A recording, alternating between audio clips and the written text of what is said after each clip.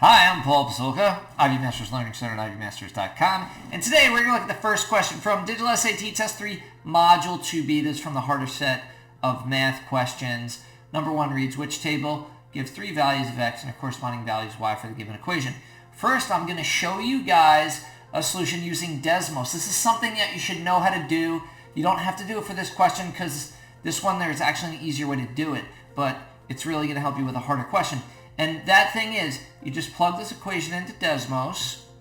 So once you've got it plugged into Desmos, all you do is you hit the gear to the upper right, and you hit the table, and it gives you the coordinates.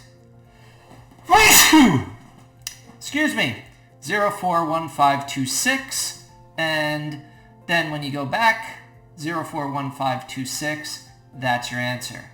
Now, what's an easier solution than that? Well, here you can see the y-intercept is 4. The y-intercept is where x is 0, so you need 0, 4. Remember, in the form y equals mx plus b, b is your y-intercept, it's 4. So 0, 4 should be a coordinate. It is an answer choice A, not B, not C, I got bad aim, and not D. So the correct answer, once again, is A. Thank you for joining us today. If you like this video, click like. You can share it with someone who doesn't know these tricks. Not too many do.